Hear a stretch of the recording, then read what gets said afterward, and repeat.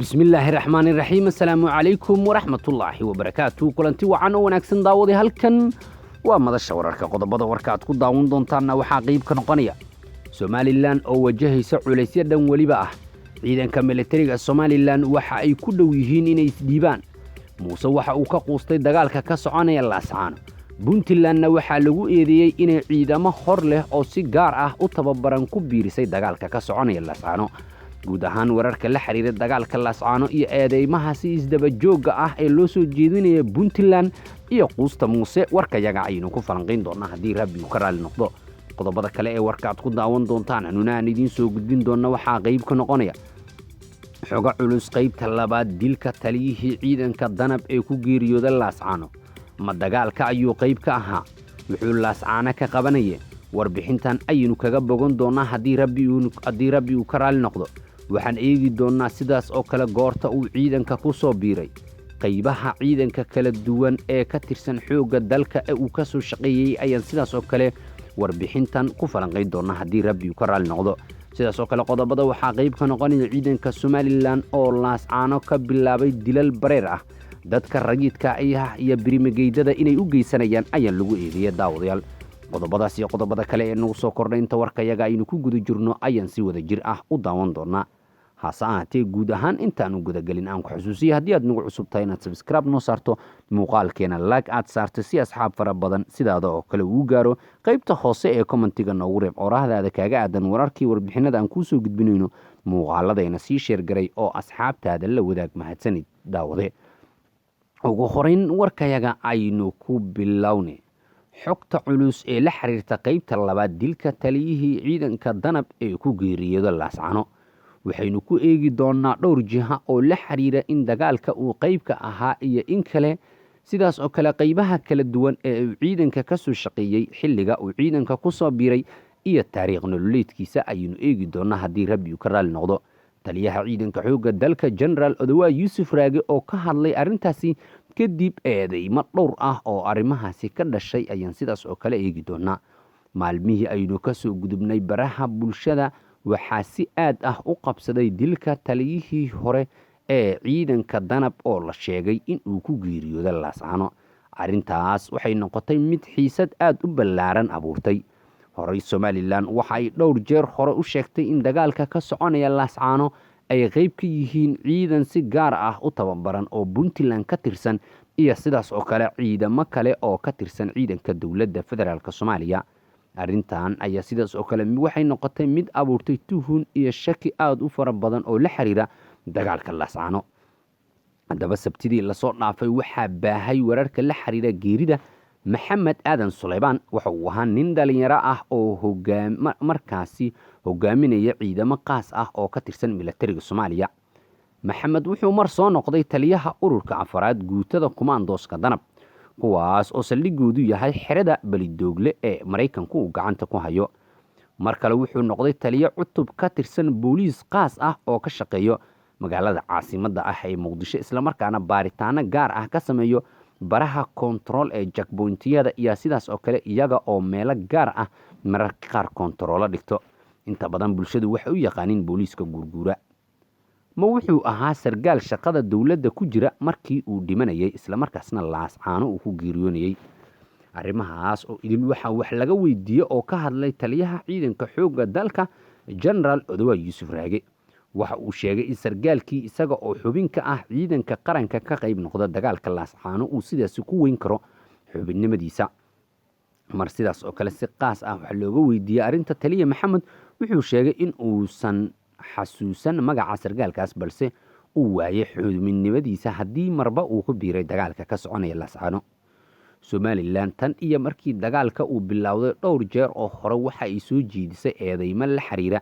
in ciidamo ka tirsan Puntland iyo sidaas oo kale ciidanka dawladda federaalka Soomaaliya ay qayb ka yihiin dagaalka Laascaano Somaliland eedeymahaas waxay ka noqdeen kuwo isdaba joog ah oo dhowr jeer oo hore sidan oo kale u soo jeedisay balse taliyooda wuxuu ku adkeysanayaa in uusan jirin askari xubin ka ah ciidamada qalabka sida ee Soomaaliya oo ay og yihiin isla markaasna ku biiray dagaalka Laascaano askarigii ku biirana waxa uu sheegay in uu lubiyo xubinnimadiisa sidaas oo kale waxaynu eegi doonaa kumuu ahaa Maxamed Suleymaan iyo goorta ciidanka uu ku soo biiray sanadkii 2011 maxamed wuxuu qayb ka ahaa ciidamada dowladda Soomaaliya tababar ugu qaaday dalka Uganda inkastoo aan la xaqiijin karin in xilligaas uu ciidanka ku soo biiray iyo in horay uu kaga tursanaa kadib waxa uu helay tababaro kale oo dhowr ah oo kala duwan kuwaas oo lagu qaaday qaar ka mid ah dalalka Soomaaliya ka caawiya dhismaha ciidanka oo uu Turkigu qayb ka yahay waqtigii dowladii hore ee dhacday Maxamed Cabdullaahi Farmaajo waxa uu noqday taliyaha ururka afraad ee ciidanka danab saldhigooduna yahay xerada Bardogle laakiin sanadkii 2021 ayuu u wareegay cutub boolis ah oo qaas ah baaritaanana ka sameeya magaalada caasimadda ah ee Muqdisho arrimaha kontaroolada shaqo ku leh oo dadku badi ay u garan og yihiin jagbontiyada gurgura markii uu bilowday dagaalka Laascaano waxaa baraha bulshada ku baahay muuqaal isdaba joog ah oo markaasi ku sugan yahay furmaha hore ee dagaalka kana hadlaya dagaalo dhowr ah oo ay ciidanka Somaliland iyo sidaas oo kale kuwa SSC ku galeen Laascaano waxaa inta badan la arkayay ciwaan gaar ah oo Facebook uu ku qoran yahay magaca Hayba Shire inuu ku soo daabacay sawir isaga oo markaasi qoriga markaasi boobe ah oo markaasi garaarsan yahay marne qori kale oo dhanka shiishka ah isaga oo wato qaf ay qaraabo yihiin waxa uu xaqiijiyay geerida Maxamed inuu ku geeriyooday dagaal sabtidii la soo dhaafay ciidanka Somaliland iyo kuwa xaq u dirirka SSC ku dhaxmaray Laascaano ku dhawaad 2 bilood ayuu Laascaano dagaalka ka soconaya waxaana sidaas oo kala socda dadaalo markaasi lagu joojinayaa hasaatay aysan suurto galin warbixin ay soo saartay hay'adda xuquuqda aadanaha ee markaasi qaramada midoobay u qaabilsan waxa ay sheegtay in markaasi kumanaan kun oo shacab ah ay dagaalkaasi ka barakaceen banaanbaxyo ay dhigeen dad shacab ah oo ka gadooday dilal qorshaysan oo ka dhacay magaalada ayaa isu bedelay dagaal foolka fool ah oo dhaxmara dadka deegaanka ee xaq u dirirka ah iyo ciidanka Somaliland haatan waxay sidaas oo kale sii baahinaysaa eedeymaha ka dhanka ah dowladda federaalka Soomaaliya iyo sidaas oo kale dowlad goboleedka Puntland ee ku aadan dagaalka ka soconaya Laascaano horey waxaa loo arkay inuu ku biiray taliyihii hore ee ciidanka booliiska General Xijaar iyo sidaas oo kale taliyihii markaasi dhanka ciidanka badda oo la arkay iyaga oo xiran tuute isla markaasna ku sugan furmaha hore ee dagaalka Laascaano ka soconayo Somaliland markan waxa ay markaasi aaminsan tahay in dagaalku uusan u dhaxayn SSC iyo Somaliland kaliya hasaatee horey dhowr jeer oo hore eedeymaha ay jeedisay ay markaani soo baxeen sidaas oo kale waxa ay qabaan fikiro kala duwan oo ku aadan in dowladda dhexe ee federaalka Soomaaliya shidaal ay ku sii shubeysa dagaalka ka soconaya Laascaano maalmihii aynu ka soo gudubnay waxa ay ka nasatay dhawaqa rasaaska oo ay adeegsanayaan labada dhinac hasaatee labadii maalin aynu ka soo gudubnay mar kale waxa fooda isdaray ciidanka SSC iyo sidaas oo kale ciidanka Somaliland dagaal culus ayaa halkaasi ka dhacay khasaaro ayaa la soo tabinayaa in markaasi uu jiro dadka la xaqiijiyay inay ku geeriyoodeen waxa qayb ka ah taliyihii hore ee ciidanka danab taas oo markaasi geeridiisa mar kale ay abuurtay tuhun la aadan in ciidan ka tirsan dowladda dhexe ee federaalka Soomaaliya dhanka Puntland soo maray ay ku biireen dagaalka culus ee ka soconaya Laascaano haatan Laascaano xaalkeedu waxa uu yahay mid degan isla markaasna labada dhinac ayaa ku kala sugan goobihii horay ay markaasi ugu kala sugnaayeen inkastoo wali dadka deegaanka ay ka cabsi qabaan in mar kale la maqli karo dhawaqa rasaasta maadaama wali labada dhinac ay soo fadhiyaan isla markaasna aan la gaarin xabad joojin rasmi ah shalay madaxweyne xigeenka maamul goboleedka Puntland waxa uu ka hadlay xiisada ka taagan Laascaano waxa uu kaliya baaq u diray xoogaga SSC waxa uuna sheegay in ay sugaan ammaanka intii markaasi lagu guda jiro bisha barakeysan ee Ramadaan waxa uu xusay in foojignaan dheeraad ah ay galaan maadaama lagu guda jiro bil barakeysan ee Ramadaan taas oo dadka gorfeeya siyaasadda Soomaaliya ay ku sheegeen inuu ugu baaqayo in dhankooda ay xajistaan isla markaasna ammaanka ay sugaan wali Laascaano oo dagaalkeedu uu galaya 2 bilood xal waara looma helin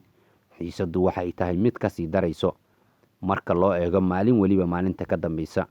kumanaan qoys ayaa ka barakacay inta ay diiwaan galiyeen hay'adaha qaxootiga u qaabilsan markaasi qaramada midoobay waxaa la sheegay ku dhawaad dad gaaraya 500 oo ruux inay ku dhaawacmeen dagaalada ka soconaya Laascaano tiro lagu qiyaasay 300 oo ruuxna ay markaasi ku dhinteen inkastoo wali aan xaalad rasmi ah oo xal looga gaarayo arintaas aan la gaarin wararkii warbixinada Laascaano halkan ayaan daawada kuugu soo gudbin doonaa waad ku mahadsantahay la socodkii la jaanqaadka warkayaga ee mahadsanid